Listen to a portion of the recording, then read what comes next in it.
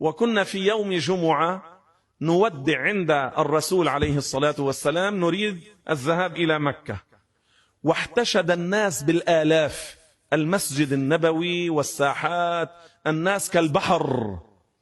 فنحن وصلنا إلى المواجهة الشريفة وسلمنا وأردنا الخروج مع الناس، عم نمشي عماهلنا من الزحمة، يعني بالكاد واحد عم بيحرك إجريه من شدة الازدحام.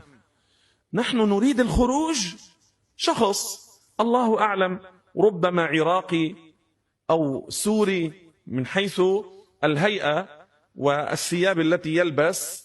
ماذا فعل هذا الرجل؟ وضع يده على الشبيكة، وضع يده على الشبيكة، يعني على المواجهة الشريفة. هجم عليه الحارس، هذا الذي يقف هناك، هجم عليه وصار يقول له أمام الناس: يا مشرك، حرام، ما يجوز، هذا كفر، تعبدون الحديد. وقفت أنا فوقفوا. قلت أنا كيف أسكت وكيف أمشي وهو يكفر المسلم ويكفر كل المسلمين المتبركين جهرة أمام الناس؟ كيف أسكت؟ رجعت إليه قلت له: أنت تعرف القرآن؟ قال: نعم. قلت له: تعرف سورة يوسف؟ قال: نعم. قلت: قرأتها؟ قال: نعم. قلت: أليس فيها أن الله يقول إخبارا عن يوسف: قال اذهبوا بقميصي هذا فألقوه على وجه أبي، إلى قوله تعالى: فلما أن جاء البشير ألقاه على وجهه فارتد بصيرا؟ قال: بلى.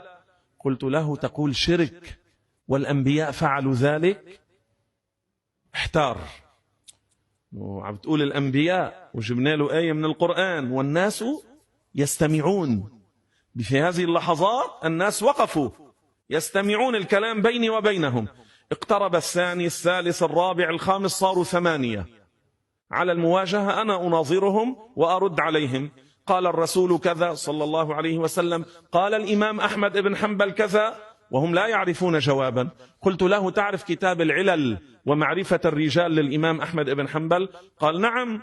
قلت له: ماذا فيه في الجزء الثاني عندما سأله ابنه عبد الله قال: ماذا تقول في مس الرجل منبر النبي والقبر يمسه؟ قال: ويقبله بنية التقرب إلى الله. قال الإمام أحمد: لا بأس بذلك. هذا الإمام أحمد الذي أنتم تنتسبون إليه كذبا وزورا. تعرف الإمام أحمد في رواية عنه قال سنة، قال لا بأس.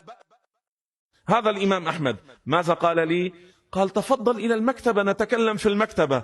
قلت له: ما في المكتبة أعرفه، أنت تريد أن تهرب من الناس، أنا أكلمك ليسمع الناس، لأنك كفرت المسلم، كفرت المسلمين المتبركين، ليعرفوا أن لا دليل لكم. جاء زعيمهم، ربما على الكاميرات عرفوا، فجاء زعيمهم رجل ضخم كبير يحمل هذا الجهاز معه. قال: إيش يا شيخ، إيش الأمر؟ قلت له: هذا قال كذا ويكفر المسلمين ويقول كذا والقرآن يقول كذا. فأنبه، صار يؤنبه. ثم ماذا قال هذا الذي كان يناظر في الأول؟ ظن نفسه سينتصر. قال: أنت قلت شرع يعقوب؟ قلت يوسف؟ قلت: نعم، هذه الآية، هذه السورة. قال: هذا شرع من قبلنا. قلت: يا ناس اسمعوا، يقول شرك ثم يقول شرع من قبلنا، والشرك لا يكون شرعا لنبي من الأنبياء. فبهت الذي كفر، ما عرف جوابا. الناس صاروا يكبروا، الناس صاروا يكبروا. قال له: يا كافر، كفره. قال له: لا تشرك. قلت له: كيف تكفره؟ قال: يعبدون الحديد. قلت له: كذبت، هو لا يعبد الحديد، هو يعبد الله. قلت له: أنت ما تمرض، ما تذهب إلى الطبيب، ما تستعمل الدواء، أنت تعبد الدواء، تعبد الطبيب. قال: لا، هذا سبب. قلت: هذا سبب، والله يخلق الشفاء، وهذا سبب، والله يخلق البركة.